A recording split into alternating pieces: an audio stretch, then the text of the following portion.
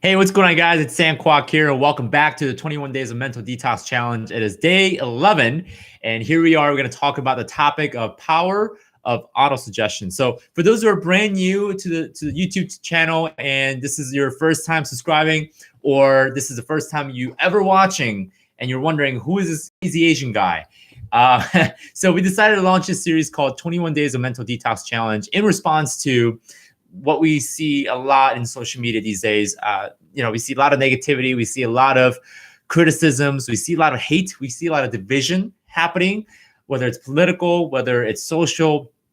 There's this lot of hate and battle going on. So I want to respond to that by not putting more hate right into social media. What I want to do is I want to put out content, put out information that's positive, inspiring, motivational, right? It gets you moving towards the direction where you're being productive and you're creating influence so that you too can also have a voice in this crazy, loud, busy economy and society that we live in. So guys, I've been doing this for a couple months now. In fact, I relaunch series as we go through them.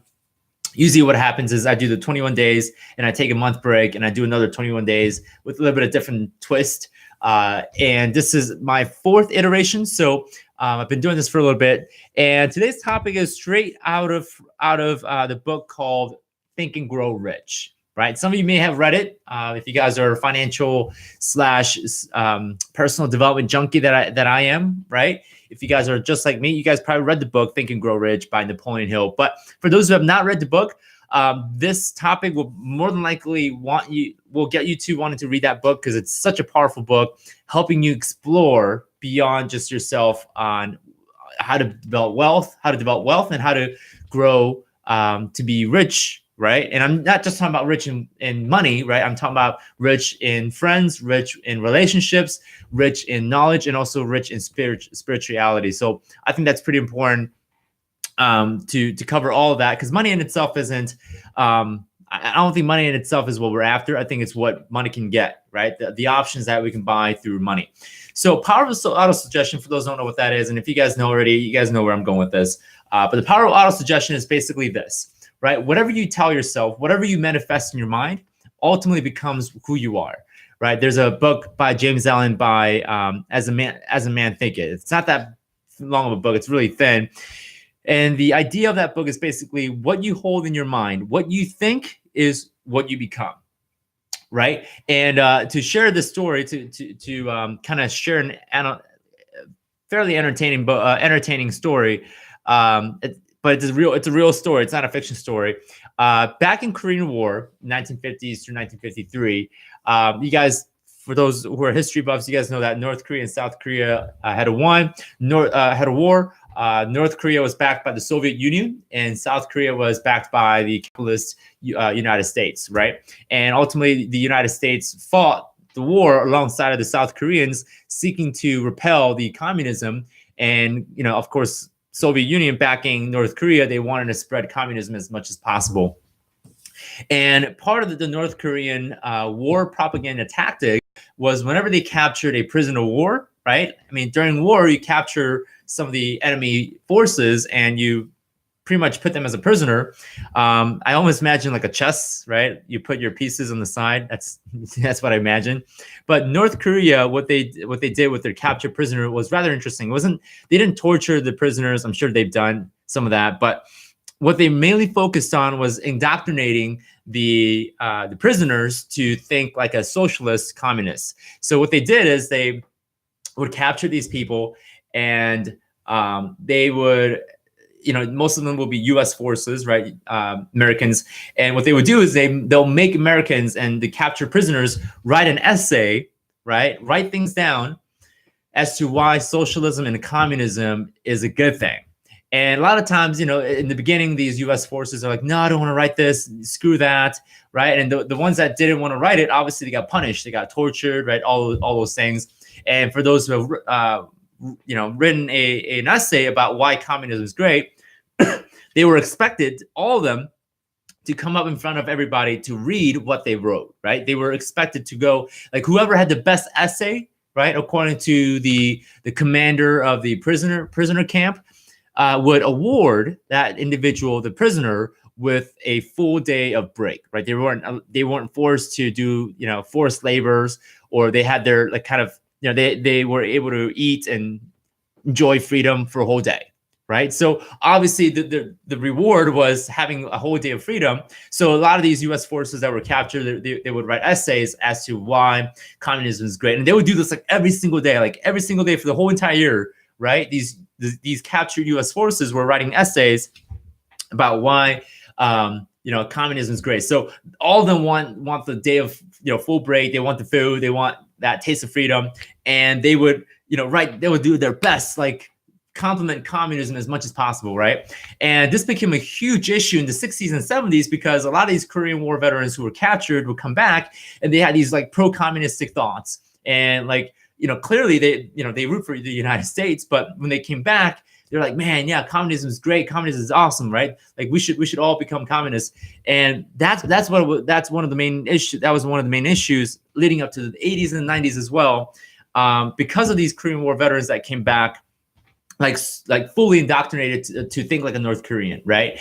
So psychologists were like, well, like how is this even happening? Like these guys were fighting for the United States, but yet they have this mentality that they're communists. So scientists and psychologists did all sorts of studying, and they discovered the power of autosuggestion, as Napoleon Hill writes, right? So what happened was these U.S. forces, the prisoners, they were getting indoctrinated, right? As they were writing why communism is awesome, they were tricking their own subconscious to believing in what they were writing, right? And all of them were expected to recite what they wrote. So clearly, each day they were writing these essays that were designed to praise communism. They were slowly getting indoctrinated, and they were believing, right? They developed a belief and faith in communism, though they were clearly fighting against it during the Korean War.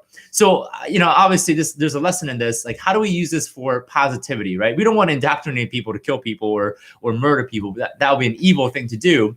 But what can we do to use this power to do good, right? Like, is it possible for us to trick ourselves to believe that we have the capacity and capabilities to do great things, right? Is it possible if we can convince a group of Korean War veteran prisoners that North Koreans were successful at convincing them that communism is great?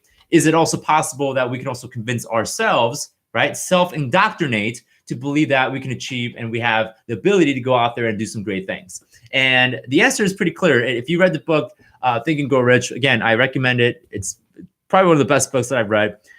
In Think and Grow Rich, it talks about affirmation, right? The power of autosuggestion.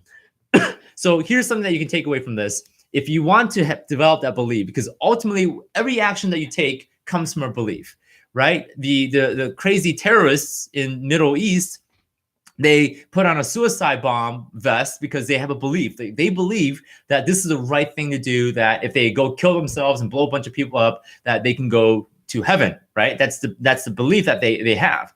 So it's ultimately about the belief that we hold that ultimately affects our behavior and also our actions. So if we truly believed, all of us, right? You guys watching this, if you guys truly believe that you guys can be successful at real estate investing or becoming an entrepreneur or becoming a business owner, then you're going to take action in accordance to that belief, right? You're going to believe that you're going to be successful. So you're like, you know what? I am going to be successful. So yes, I will take action and I will make sure I get that done, right? But if you don't have that belief, you're like, you know what? Do I really want to take action? Right? It's going to fail anyways, right? So it's all about the belief. Everything's about faith and belief. So here's a key takeaway that you guys can all incorporate this into your life. And I challenge you guys to do this for the next 66 days, because that's how long it takes to develop a habit, according to the University College of London. So for the next 67 days or 66 days, here's my challenge to you: is write down what belief that you want to have. Right? Who do you need to become successful? Right? Because 4 years ago, this Sam Kwak here wasn't, I didn't have the belief that I had today. Right? The belief that I have today is, yes, I can go and buy apartment buildings. I can go buy 36 unit apartment buildings, no problem. Right? Like today, I have this belief that yes, I can make more than $30,000, $40,000 a month, no problem. right? That's the belief that I have. And 4 years ago, I didn't have that belief. So I wasn't taking action towards that belief, right? So in order for you to adopt a new belief, in order to self-indoctrinate yourself to believe that you can be successful, you have to use the power of auto-suggestion to convince and to really brainwash yourself to believe that you can achieve what you want to achieve. So what you want to do is take a piece of paper, write it down, right? Every single day, write it down and recite it, just like the Korean War veteran prisoners who were indoctrinated by the North Koreans. So write it down. What are your top 3 things that you want to believe? Right? Do you want to believe that you are successful? And then be concrete about it. I know I'm being very vague, but be very concrete, right? So write it down. Like if you want to buy your first 100 rental units, then put it down. Like I believe that I can buy 100 rental units by end of 2019. Okay, not I think I can. Right? It's not very affirmative. So have that confidence. Be affirm. It's kind of like fake it till you make it, but you're writing it down, right? So be affirmed, be confident, write in a very concrete, solid, specific form, and write down, I believe that I can buy, 100 units, right? I believe I'm the person that deserves to make $50,000 a month.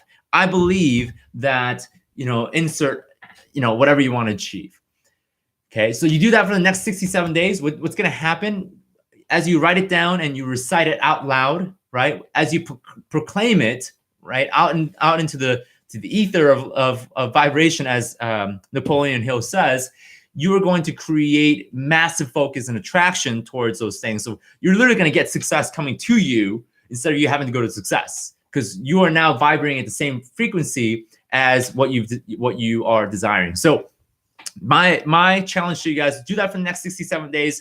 You'll see a radical difference in what you believe, how you think, what actions you take, the behavior that's going to change. You'll see these differences. So just like I said yesterday, right? How do you eat an elephant, right? One bite at a time. How do you develop a new faith? How do you develop new belief, right? Good things, positive things. You got to do it by one affirmation a day, right? So this is a key. I know it sounds hokey. I know it sounds cheesy, but this is what makes the difference between a mindset of stuckness, right? Mindset that doesn't grow versus a mindset that grows and expands and it creates influence and it multiplies 100-fold. So if you missed what I talked about earlier on, I would definitely encourage you guys to watch the replay on this because I am on live. And I've been doing this for the last 5 years, and has made a tremendous difference in what I believe, right? I didn't even believe that I could ever do a Facebook Live or YouTube Live and have a successful YouTube channel. I didn't believe that 4 years ago until I started indoctrinating myself that, yes, I can. I do believe, I absolutely believe with all of my veins in my blood that I can and will have a successful YouTube channel, right? And here we are, right? So guys, indoctrinate yourself with positive, motivational, inspirational, and beautiful thoughts, because what you think is what you become. So guys, that's it for today. I'll see you guys tomorrow for day 12. Day 12, and I will see you guys tomorrow night. All right, take care. Have a good night.